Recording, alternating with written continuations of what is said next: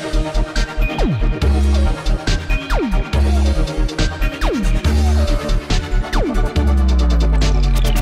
everyone, this is Dave from Geekanoids and welcome to my unboxing and first impressions of the Asus Memo Pad HD7. Now this is what I would term as a mid-range, not quite budget range, Google Android based tablet. This is running Android 4.2, it's got a 7-inch screen and a quad-core processor.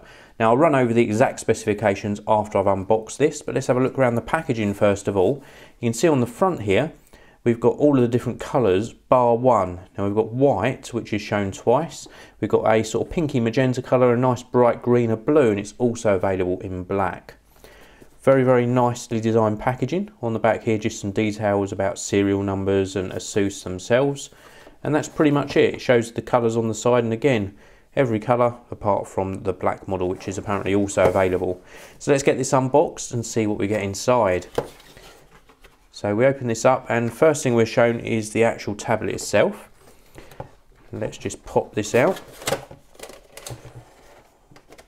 No easy pull tab, although I would imagine that this is a review model, so this has been out to other reviewers. It would probably be wrapped in plastic and there probably would be a pull tab to take this out. So we've got the sort of bright yellowy green colour, and it's a very striking colour.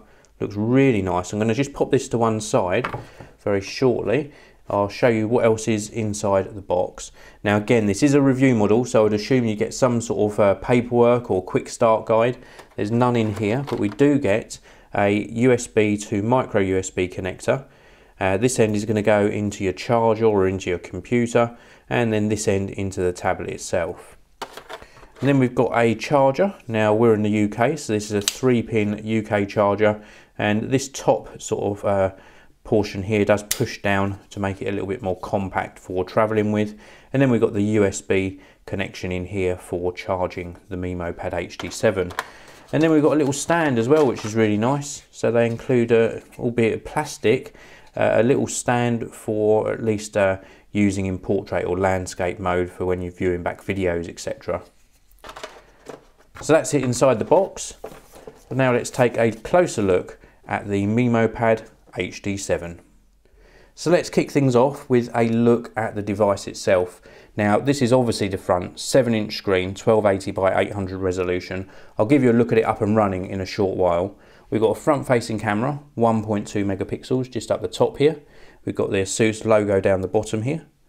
And then if we look around on the sides, so on this first side we have got the volume rocker, we've got the power on off button, and then across the top, a strange position for the charging port here. Normally we find these on the bottom of such tablets, but on the top we've got the micro USB charging port. We've also got 3.5mm audio jack. And then round on this side, we have got a micro SD card slot. Now there is 1GB of RAM in the Memo Pad HD7 and 16GB of internal storage.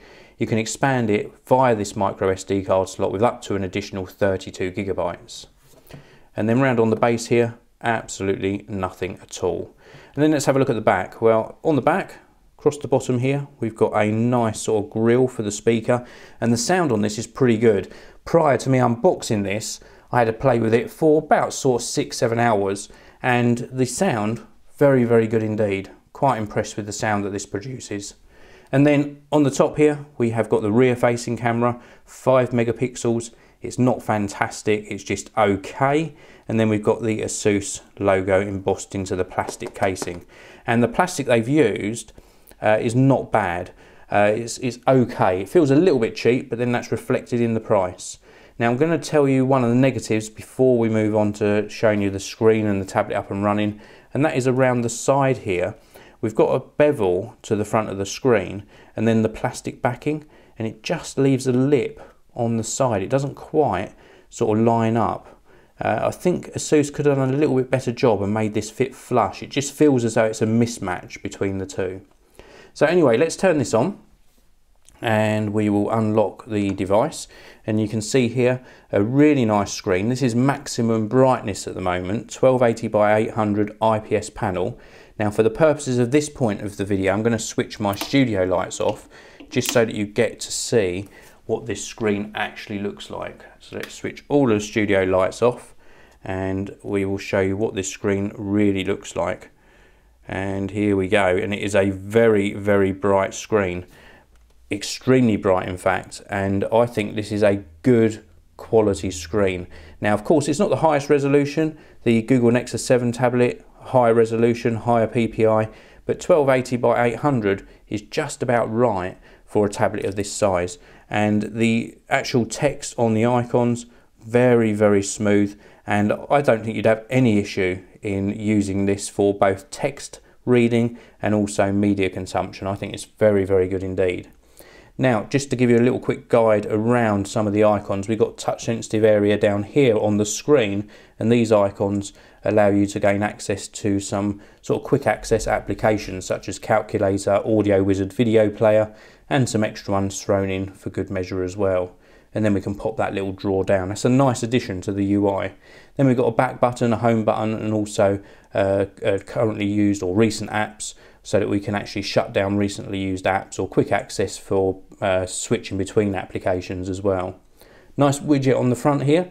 Not too much stutter when transitioning between screens, although there is some, but not too bad at all. And don't forget, this has got a quad-core 1.2 GHz processor in here. It's running Android Jelly Bean 4.2. I think it does a very good job performance-wise. Let me just touch this button in the middle here, and this shows you some of the pre-installed applications, and there are plenty to get you up and running. And then of course we've got some widgets so you can personalize your experience as well.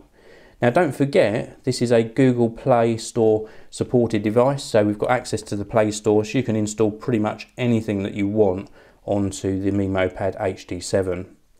And we've also got access to a pull down notification bar here, quick access to some of the settings that we want to change frequently.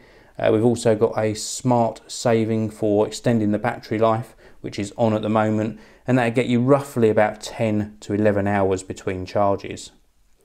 So what is my sort of first impressions of this? Well, when you're looking at a 7-inch Google Android based tablet, it is a toss-up really between this one and I would say the Google Nexus 7, definitely. That's what you're going to have to choose between.